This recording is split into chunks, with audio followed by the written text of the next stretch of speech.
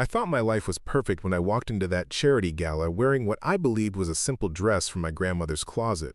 Little did I know, the women who mocked me for looking poor were about to discover something that would shock everyone in that ballroom. What happened next changed everything I thought I knew about worth, family, and the power of staying true to yourself. If you've ever been judged by your appearance, this story will show you that sometimes the most precious things come in the most unexpected packages. Stay with me until the end, because the truth about my dress will leave you speechless. Before we jump back in, tell us where you're tuning in from. And if this story touches you, make sure you're subscribed, because tomorrow, I've saved something extra special for you. My name is Charlotte, and 3 months ago, I thought I understood my place in the world. I was 26 years old, working as a librarian in downtown Boston, living in a cozy apartment that I shared with my rescue cat, Oliver. My life was quiet, predictable, and honestly, I liked it that way. I spent my days surrounded by books, helping students with research, and my evenings reading in my favorite armchair by the window. It wasn't glamorous, but it was mine. The one exciting thing in my life was my relationship with Marcus. We'd been dating for 8 months, and he was everything I thought I wanted. Handsome, successful, and connected to all the right people in Boston's social scene. He worked in finance and moved in circles I'd only read about in magazines. Marcus had this way of making me feel special, like I was lucky to be chosen by someone like him. But there were moments when I caught him looking at me like he was trying to figure out how to upgrade me. He'd make little comments about my clothes, my job, or the way I preferred quiet nights and over loud parties. "You have so much potential, Charlotte," he'd say. "You just need to put yourself out there more." I told myself he was trying to help me grow, but deep down, something about it never felt quite right. Everything changed when Marcus invited me to the annual Children's Hospital Charity Gala. It was the event of the season, he explained, where Boston's elite gathered to raise money for a good cause. "This is important, Charlotte," he said. "These are the people who matter in this city. I need you to make a good impression." The way he said it made my stomach twist, like I was some kind of accessory he needed to polish before showing off. I spent weeks worrying about what to wear. The dress shops Marcus suggested had price tags that made my head spin. Even the affordable options were more than I made in a month. I was starting to panic when I remembered the old trunk in my grandmother's attic. My grandmother Rose had passed away 2 years ago, leaving me her small house and everything in it. I'd been slowly going through her belongings, but I hadn't touched the trunk of old clothes yet. The dress I found was beautiful in an understated way. It was made of deep navy silk that seemed to shimmer when it caught the light. The cut was elegant and timeless, with delicate beading around the neckline that looked like tiny stars. It fit me perfectly, as if it had been made for my body. There was something about wearing it that made me feel connected to my grandmother, like she was there with me, giving me strength. When I showed up at Marcus's apartment wearing the dress, his face fell. "That's what you're wearing?" he asked, looking me up and down with disappointment. "Charlotte, this is the charity gala of the year. Everyone will be there. Victoria Pemberton, the Ashworth family, people who matter. You look like you're going to a book club meeting." His words stung, but I stood my ground. "It's a beautiful dress, Marcus. It belonged to my grandmother." He sighed and shook his head. "Fine, but try to stay close to me tonight. And maybe don't mention the library thing too much. Tell people you're exploring other career options or something." The gala was being held at the historic Fairmont Copley Plaza, and as we walked into the ballroom, I felt like I'd stepped into a fairy tale. Crystal chandeliers hung from the ceiling, casting rainbow patterns across the marble floors. Women in designer gowns that probably cost more than my car glided across the room, their jewelry catching the light with every movement. The men wore perfectly tailored tuxedos, and everyone seemed to know exactly where they belonged in this glittering world. I felt Marcus's hand on my back, guiding me through the crowd as he stopped to shake hands and exchange air kisses with people whose names I recognized from the society pages. Marcus, darling, called a woman with platinum blonde hair piled high on her head. She was wearing a red gown that probably cost more than I made in 6 months, and diamonds that could fund a small country. "You made it! And who is this lovely creature?" Preparing and narrating this story took us a lot of time, so if you are enjoying it, subscribe to our channel. It means a lot to us. Now back to the story. "Vivian, I'd like you to meet Charlotte," Marcus said, his voice carrying a note I didn't like. "Charlotte, this is Vivian Ashworth. Her family has been supporting Boston charities for generations." Vivian looked me up and down with the practiced eye of someone used to evaluating people based on their appearance. Her smile was perfectly polished, but it didn't reach her eyes. "How lovely to meet you, dear," she said, her voice dripping with false sweetness. "What a charming little dress. So refreshingly simple. Where did you find it? One of those vintage shops in the North End?"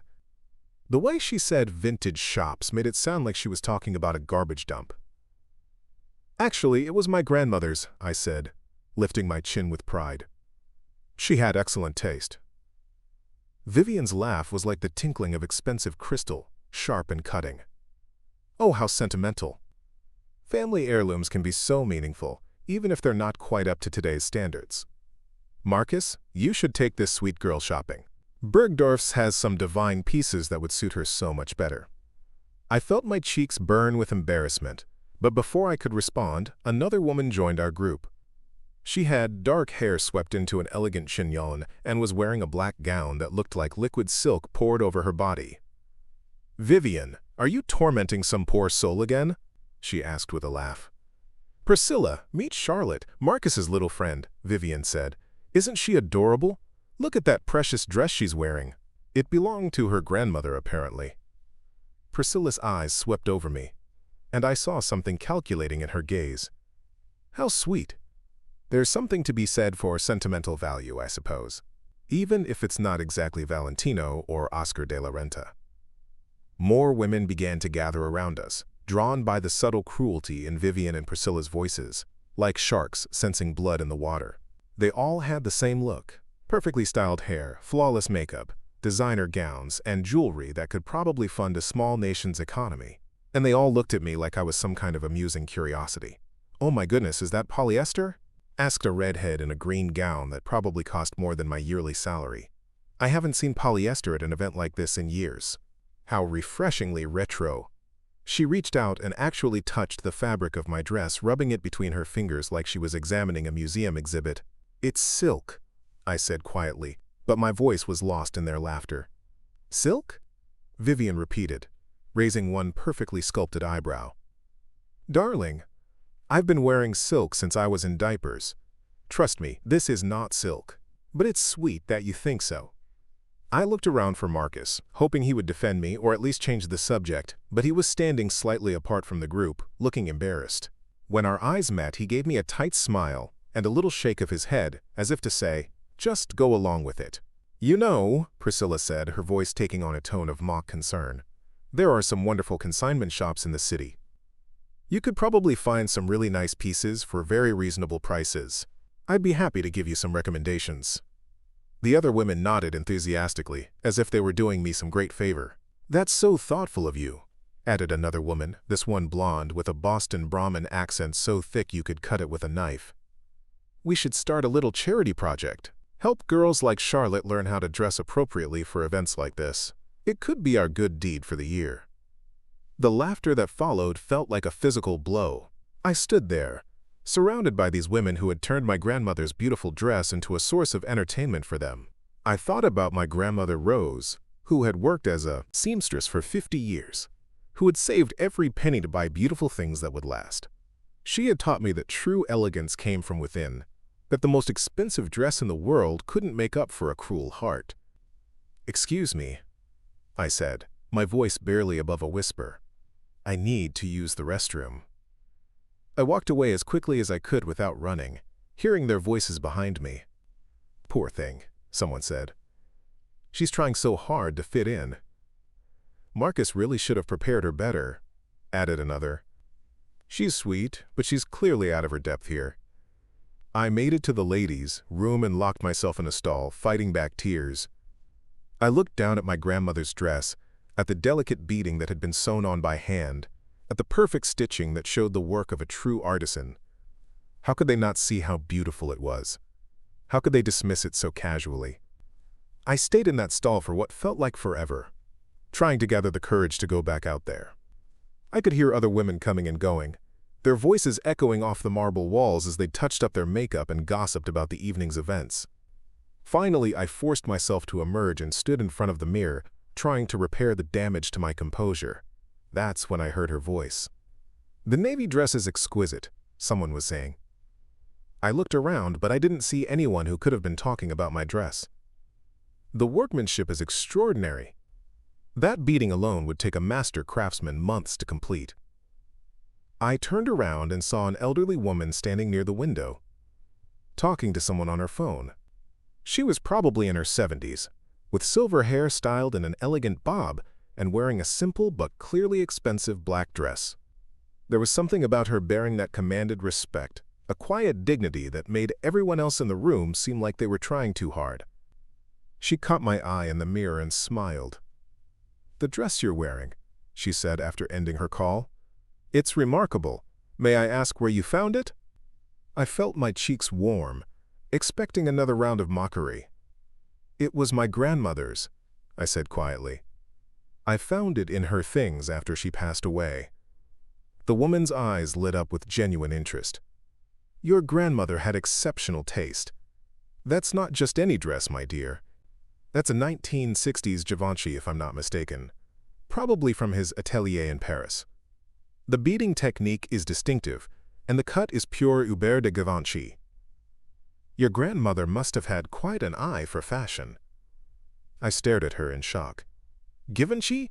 But that's impossible. My grandmother was a seamstress. She couldn't have afforded something like that." The woman smiled kindly. "Sometimes, the most precious things come to us in unexpected ways. Perhaps your grandmother had a story you never knew. May I?" She gestured toward the dress, and I nodded. She examined the beading closely, her fingers tracing the delicate patterns with the reverence of someone who understood true craftsmanship. "Oh yes, this is definitely authentic. See the stitching technique? And the way the beads catch the light? This dress is worth more than most people make in several years. Your grandmother didn't just have good taste, dear. She had access to the finest couture in the world." My head was spinning. Givenchy? Worth more than most people made in years? It was impossible. But as I looked at the dress with new eyes, I began to see what the woman was talking about. The fabric wasn't just silk, it was the finest silk I'd ever felt. The beading wasn't costume jewelry. Each tiny bead was perfectly placed, creating patterns that seemed to dance in the light. The cut was so perfect it might have been painted onto my body. "But I don't understand," I said. "My grandmother never talked about having expensive clothes. She lived very simply. She worked as a seamstress her whole life." The woman's expression grew thoughtful. "Sometimes people have secrets, dear ones, that they keep even from the people they love most. Perhaps your grandmother had a past she never shared with you." She handed me her business card. "I'm Margaret Whitmore. I run an auction house that specializes in vintage couture. If you're ever interested in learning more about your grandmother's collection, I'd be happy to help. But if I were you, I'd hold on to this dress. It's not just valuable, it's a piece of history." Margaret Whitmore. I'd heard that name before. She was one of the most respected experts in vintage fashion in the country. Museums consulted with her. Celebrities hired her to find pieces for award shows, and she was telling me that my grandmother's simple dress was actually a priceless piece of couture. I walked back into the ballroom in a daze, Margaret's words echoing in my mind. As I made my way through the crowd, I caught snippets of conversation that I hadn't noticed before. "That navy dress is stunning," someone was saying. "The beading is extraordinary," said another voice. I wonder where she found it. But Vivian and her friends hadn't heard these conversations. When I rejoined Marcus, they immediately descended on me again. "Feeling better, dear?" Vivian asked with false concern. "We were just telling Marcus how brave you are for wearing something so unusual to an event like this. It takes real confidence to stand out so dramatically." "Standing out isn't always a good thing," added Priscilla with a smirk. "Sometimes it's better to blend in, to show that you understand the expectations, but I suppose not everyone grows up learning these things." The other women nodded in agreement, their eyes scanning my dress with renewed mockery. I thought about Margaret's words. about the truth she'd revealed about my grandmother's dress. These women had no idea what they were looking at. They were so focused on labels and price tags that they couldn't recognize true artistry when it was standing right in front of them. For the first time all evening, I felt a spark of confidence. "You know what?" I said, my voice stronger than it had been all night. "I'm proud to wear my grandmother's dress. She had beautiful taste, and this dress means more to me than anything I could have bought in a store." Vivian's laugh was sharp. "How touching, but sweetie, sentiment doesn't make up for style. Trust me, I know fashion." I was about to respond when I felt a hand on my shoulder. I turned to see a man I didn't recognize, tall and distinguished with graying temples and kind eyes. He was wearing a perfectly tailored tuxedo, and there was something about his presence that commanded attention. "Excuse me," he said to the group, "but I couldn't help noticing your dress." Here we go again, I thought. Another person ready to mock my grandmother's clothes. But when he spoke again, his voice was filled with admiration. "That's a stunning piece. Givenchy, if I'm not mistaken. Probably from the mid-1960s. The craftsmanship is extraordinary. One of the most respected experts in vintage fashion in the country. Museums consulted with her. Celebrities hired her to find pieces for award shows. And she was telling me that my grandmother's simple dress was actually a priceless piece of couture." I walked back into the ballroom in a daze, Margaret's words echoing in my mind. As I made my way through the crowd, I caught snippets of conversation that I hadn't noticed before. "That navy dress is stunning," someone was saying. "The beading is extraordinary," said another voice. I wonder where she found it. But Vivian and her friends hadn't heard these conversations. When I rejoined Marcus, they immediately descended on me again. "Feeling better, dear?" Vivian asked with false concern. "We were just telling Marcus how brave you are for wearing something so unusual to an event like this. It takes real confidence to stand out so dramatically." "Standing out isn't always a good thing," added Priscilla with a smirk. "Sometimes it's better to blend in, to show that you understand the expectations, but I suppose not everyone grows up learning these things." The other women nodded in agreement, their eyes scanning my dress with renewed mockery. I thought about Margaret's words, about the truth she'd revealed about my grandmother's dress. These women had no idea what they were looking at. They were so focused on labels and price tags that they couldn't recognize true artistry when it was standing right in front of them. For the first time all evening, I felt a spark of confidence. "You know what?" I said, my voice stronger than it had been all night. "I'm proud to wear my grandmother's dress. She had beautiful taste, and this dress means more to me than anything I could have bought in a store." Vivian's laugh was sharp. "How touching, but sweetie, sentiment doesn't make up for style. Trust me, I know fashion." I was about to respond when I felt a hand on my shoulder. I turned to see a man I didn't recognize, tall and distinguished with graying temples and kind eyes. He was wearing a perfectly tailored tuxedo, and there was something about his presence that commanded attention. "Excuse me," he said to the group, "but I couldn't help noticing your dress." Here we go again, I thought. Another person ready to mock my grandmother's clothes. But when he spoke again, his voice was filled with admiration. "That's a stunning piece. Givenchy, if I'm not mistaken. Probably from the mid-1960s. The craftsmanship is extraordinary." Up next, you've got two more standout stories right on your screen. If this one hit the mark, you won't want to pass these up. Just click and check them out, and don't forget to subscribe and turn on the notification bell so you don't miss any upload from us.